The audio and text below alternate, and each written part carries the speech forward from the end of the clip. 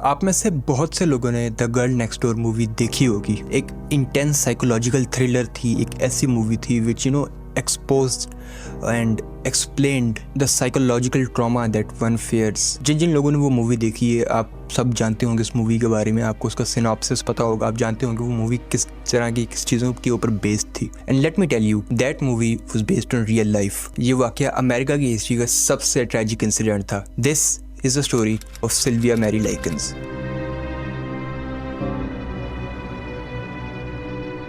Sylvia का ताल्लुक Lebanon Indiana से था। इंडियाना एक स्टेट है अमेरिका की। वो एक 16 साल की काफी मासूम और इनोसेंट सी लड़की थी। सिल्विया के जो पेरेंट्स थे दोनों हार्ड वर्किंग मिडिल क्लास लोग थे। वो कार्निवल्स में काम किया करते थे। इसी बहाने कभी उन्हें अलग अलग शहरों का चक्कर लगाना होता था। This was quite normal. Sylvia 5 बहनों में तीसरी थी। उसकी एक डिसेबल्ड सिस्टर भी थी जिसका नाम था जेनी। उससे पोलियो था, जिस बायस सिल्विया काफ़ी ज़्यादा ख्याल रखती थी अपनी बहन जेनी का।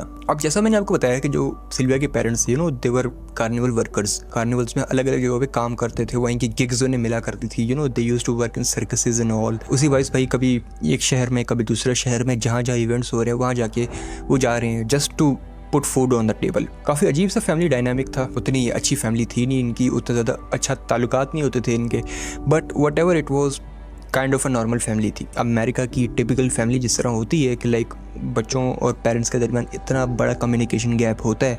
And so that was the case with Sylvia and her parents. उसके जो दोनों पेरेंट्स थे लेस्टर एंड बेटी, जो मैंने आपको बताया। तो अब होता क्या था कि जब भी उन्हें कहीं जाना होता था वो इन सबको किसी केयर टेकर के पास छोड़ के चले जाते थे। कभी इसके हवाले कर दिया, कभी किसी और के हवाले कर दिया, और इसी तरीके से बच्चे इधर से उधर पल रहे हैं। अलग अलग घरों में अलग अलग माहौल में पल रहे हैं क्योंकि पेरेंट्स तो कमाई में लगे हुए हैं। खैर बात आ जाती है मिड 1965 की। अराउंड कुछ जुलाई का टाइम था, जुलाई 1965। फिर से ही सिल्विया के पेरेंट्स को जाना था, काम से जाना था। तो अब उन्होंने क्या किया कि भाई उन्होंने सिल्विया को और जो जेनी थी जिसे पोलियो था मैंने आपको बताया, उन्हें एक केयर टेकर लेडी के पास छोड़ दिया। वो केयर टेकर लेडी जो थी इनके पेरेंट्स से $20 पर वीक चार्ज करती थी एंड उसका नाम था गर्टूड बेनिजोस्की। गर्टूड जो थी वो 37 ईयर्स ओल्ड एक बूढ़ी औरत थी। बूढ़ी कह लो या मिडिल एज्ड औरत कह लो। उसके अपने 7 बच्चे थे। So like she had the experience कि लाइक बच्चों को पालना है, बच्चों को संभालना है, उनकी देखभाल करनी है। एंड सो सिल्विया के पेरेंट्स को भी यही लगा कि यार हम जब यहाँ पे छोड़ जाएंगे तो हमारे बच्चों का भी ख्याल रखा जाएगा। खैर वही हुआ, वो वहाँ छोड़ के चले जाते हैं अपने उस कार्निवल की तरफ ताकि पैसा आ सके, क्योंकि पेमेंट भी करनी है, इसको घर का राशन भी डालना है। तो स्ट्रगलिंग, ग्राइंडिंग, हसलिंग, यही कल्चर चल रहा है। अब जो है सिल्विया को भी वहीं छोड़ा हुआ है, जेनी को भी वहीं छोड़ा हुआ है। पेरेंट्स तो अपनी जिम्मेदारी छोड़ के चले गए। तो स्टार्टिंग में तो काफ़ी अच्छा बिहेवियर रहा गर्टूड का। शी वॉज रियली केयरिंग, अपने बच्चों जैसा ख्याल रखती थी। जैसे अपने बच्चों को ट्रीट करती है वैसे ही सिल्विया को, जेनी को ट्रीट कर रही थी। वैसे ही अच्छा सा बिहेवियर हो रहा था। लेकिन चीज़ें पता है कब बिगड़ी? चीज़ें तब बिगड़ी जब सिल्विया के पेरेंट्स और जो गर्टूड बेनिजोस्की के दरमियान एक पेमेंट का ट्रांसफर का जो एक मुआहिदा था उसमें डिले आने लगा। अब जैसा मैंने बताया ना कि गर्टूड जो है पैसे की भूख थी एक किस्म से, उसको पॉवर्टी देखी थी उसने, मेंटली भी अजीब सी बावली सी औरत थी। सो अब जब एक किस्म की एक रीज़न दे दी सिल्विया के पेरेंट्स ने कि भाई अब गर्टूड और सिल्विया के पेरेंट्स के दरमियान जो एक ट्रांजैक्शन का जो माहौल है, जो एक पेमेंट का माहौल है, पेमेंट ट्रांसफ़र का, अब उसमें आ रहा है डिले। $20 पर वीक जो है उस वक्त बहुत बड़ी अमाउंट बनती थी। खैर अब थोड़ा सा इशू हो रहे हैं, उन्हें गिग्स नहीं मिल पा रही। और फिर अब गर्टूड ने जब देखा कि भाई पैसा तो लेट हो रहा है, बच्चों का मैं क्यों ख्याल रखूँ, लाइक उसने मतलब सिर्फ पैसे के लिए काइंडनेस दिखाई थी इन बच्चों को। अब जब पैसा नहीं आ रहा तो अब सोचा इसने कि भाई मैं इनका वो हशर करूंगी कि दुनिया देखेगी। तो अब जो है गर्टूड का बिहेवियर चेंज हो गया। अब वो भाई इंसानों जैसा बिहेव नहीं करने लगी। अब वो सिल्विया के साथ और उसकी जो बहन है जेनी के साथ अजीब सा बिहेवियर करने लगी। लाइक जिस तरह मार देगी उनको, जिस तरह उन्होंने पता नहीं को बहुत ही बड़ा गुनाह कर दिया गर्टूड का। सबसे पहले तो भाई वो सिल्विया पे बहुत ज़्यादा टॉर्चर करने लगी उसको। सिल्विया को बहुत ज़्यादा मेंटली टॉर्चर करने लगी, ट्रॉमा देने लगी, फिजिकल टॉर्चर होने लग गया। स्टार्टिंग उसने ये की कि भाई वो गर्टूड को गंदे अलकाबात से नवाजती, गंदी गंदी बातें उसके पीछे कहती, उसको एक कहती, एक एटीट्यूड कहती, और एक साइकोलॉजिकल ट्रॉमा देने लगी उसको मेंटली। उसको लाइक ये कहने लगी कि भाई तू गंदी है, तेरा गंदा किरदार है, you are not a good human being, you are not a decent human being, तू पता नहीं क्या चीज़ है। इस तरह वो बिहेवियर करते रही। फिर ये यहाँ पे नहीं रुका, ये तो सिर्फ शुरुआत थी। फिर आहिस्ता आहिस्ता वो मारने लगी भाई। अब वो सिल्विया को मार रही है, सिल्विया को मारते जा रही है भाई, उसकी बॉडी पे निशानात बनाई जा रही है। ये सिर्फ एक स्टार्ट था, दिस डिडंट एंड हियर। अब गर्टरूड क्या करती कि भाई अब आहिस्ता आहिस्ता उसने स्टेप अप तो करना था, तो अब वो मारने पे और सिर्फ अलकाबात कहने पे नहीं रुक रही थी। अब वो जो है एक एडिशनल पेन दे रही थी, एक एडिशनल लेयर ऑफ पेन जो है वो सिल्विया को दी जा रही थी। अब उसने क्या किया कि भाई अब वो सिगरेट जो नहीं होता, सिगरेट के बर्न्स उसकी बॉडी पे देने लग गई, सिगरेट के निशानात उसकी बॉडी पे लगाने लगी, जिससे लाइक सिल्विया को ना और टॉर्चर महसूस हो और दर्द महसूस हो। और वो दर्द इसलिए महसूस हो सिर्फ इसलिए कि सिल्विया के पेरेंट्स टाइम पे पेमेंट नहीं कर पा रहे। डेली का भी ये रिचुअल बन चुका था, डेली वो उसे मारती, उससे अक्यूज करती कि ये एक थीफ है, कोई चोर है। फिर वो और गंदे अलकाबात से उसे नवाजने लग गई, बेल्ट से मारने लग गई। और फिर यहाँ पे नहीं रुका, अब उसने सोचा कि ये गेम उसके हाथों में नहीं है, अब उसे बच्चों को भी इन्वॉल्व करना होगा, क्योंकि जब ज़्यादा लोग इसको बोलेंगे कुछ, जब ज़्यादा लोगों का एक प्रेशर आएगा सिल्विया की तरफ, तो और जो है ना इसको पेन महसूस होगा। फिर अब उसने क्या किया भाई, अब उसने अपने बच्चों को और जो मोहल्ले के बच्चे हैं ना उन सबको कन्विंस करना स्टार्ट कर दिया, उन सबको फोर्स करना स्टार्ट कर दिया कि भाई तुम भी सिल्विया के साथ ऐसा गंदा बिहेवियर रखो, तुम भी उसे मारो, तुम भी उसे गंदे अलकाबाज से नवाजो। जो गर्टरूड की बेटी थी पॉला, वो और जो इनका एक नेबर का एक लड़का था कॉब करके, तो ये लोग जो है ना, ये लोग टॉप ऑफ द लाइन थे जो कि सिल्विया को परेशान करने लग गए।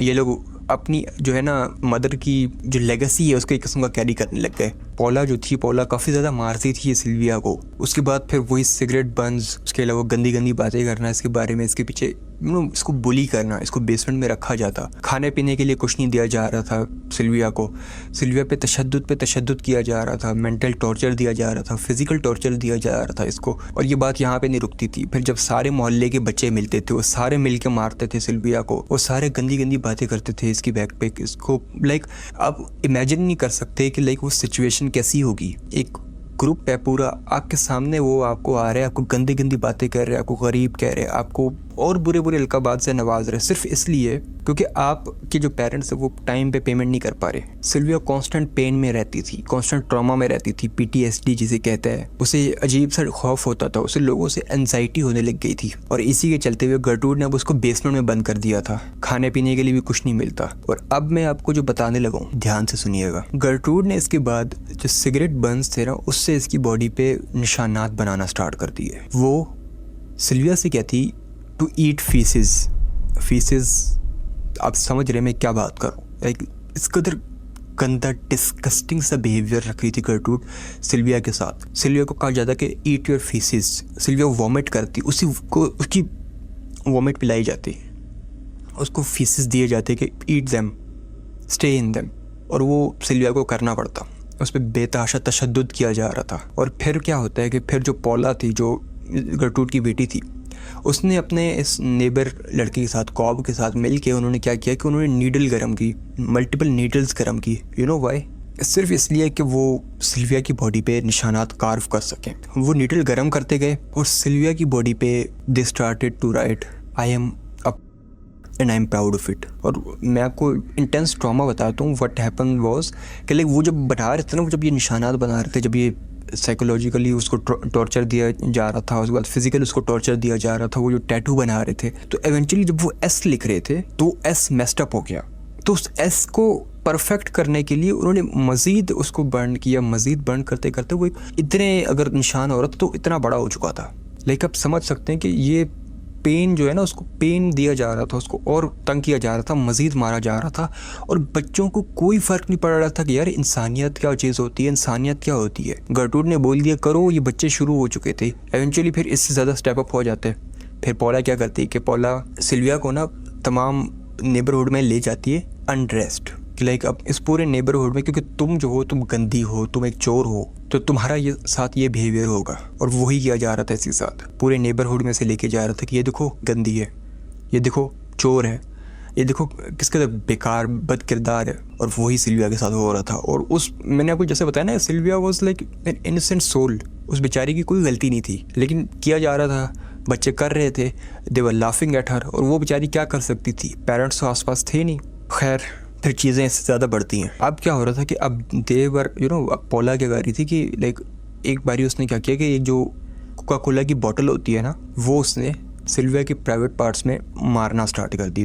ना सिर्फ मारना स्टार्ट कर दी, but like eventually she inserted it. I can't express it in words. मेरे पास अल्फाज नहीं है इस चीज़ को बताने के, but this was happening.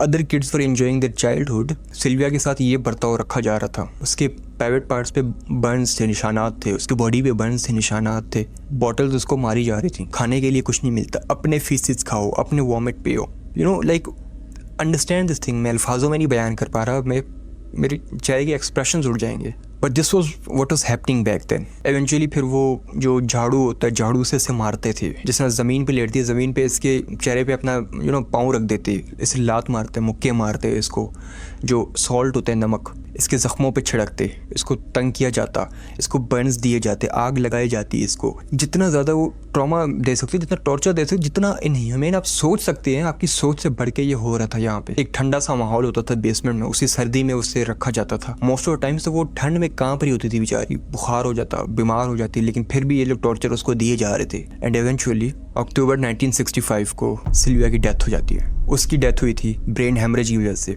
Internal bleeding की वजह से एंड मेल न्यूट्रिशन की वजह से। और जो लास्ट वर्ड्स थे सिल्विया की, जो उसने गर्टूड के बच्चों से कहे थे, वो ये थे, you are going to kill me, I am going to die soon, I can tell. ये सब जब हो रहा था तो जो जेनी थी, जेनी लाइकन्स, जो कि सिल्विया की बहन थी, eventually she found a way to escape. वो भाग जाती है वहाँ से, इस हेल से भाग जाती है। वो जाके वो पुलिस के पास बताती है, और वो पुलिस से सबसे पहली शर्त ये करती है कि if you help me get freedom, if you help me gate escape from this prison, तो ही मैं आपको तमाम चीज़ें बताऊंगी, वरना मैं आपको कुछ नहीं बता सकती। और एवेंचुअली पुलिस को जब समझ आई कि लाइक सिचुएशन तो काफ़ी सीरियस है, तो उन्होंने जेनी को अश्योर किया कि we will help you out. Jenny ने ये पूरा जो इंसिडेंट हुआ था अपनी बहन सिल्विया के साथ, वो सब पुलिस को बताया, और पुलिस वर शॉक्ड, लाइक क्या हो रहा था, ये इस कैसे इंसान थे ये, किसी को नहीं समझ आई। जेनी पुलिस को लेके जाती है गर्टूड के पास, पुलिस इन्वेस्टिगेट करती है, they found out the body of Sylvia and how much of a pain she had endured. Sylvia की बॉडी को फोरेंसिक के लिए भेज दिया जाता है। उसकी बॉडी पे 150 से ज़्यादा निशानात थे, 150 से ज़्यादा इंजरीज थी। जो फोरेंसिक का जो डॉक्टर होता है वो हैरान हो गया था, ये 20 सालों में पहला ये केस उसके पास आया था। This much of a tragedy जो कि हुई थी। पुलिस ने गर्टूड को अरेस्ट कर दिया, उसको एक सज़ा दी गई 1st डिग्री मर्डर की।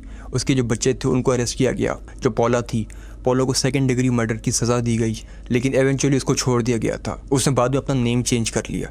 जो गर्टूड थी, उसकी जो सज़ा दी गई थी वो ये थी कि इसको लाइफ इम्प्रिजनमेंट होगी, बट उसे सिर्फ 20 साल की सज़ा काटनी पड़ी। उसके बाद उसे पैरोल मिल चुकी थी। पूरा अमेरिका फ्यूरियस था इस चीज़ पे। पूरा अमेरिका, जब ये बात पता चली लोगों को, एक चाइल्ड अब्यूज़ की, ये जो एक इनह्यूमेन सा बिहेवियर किया गया था, लोग पागल हो गए थे कि यार ये कैसे, कौन इंसान ऐसा कर सकता है। लेकिन कोर्ट के फैसले को कोई नहीं चैलेंज कर पाया। गर्टूड भी आज़ाद है, पॉला भी आज़ाद है, लेकिन सिल्विया मर चुकी है।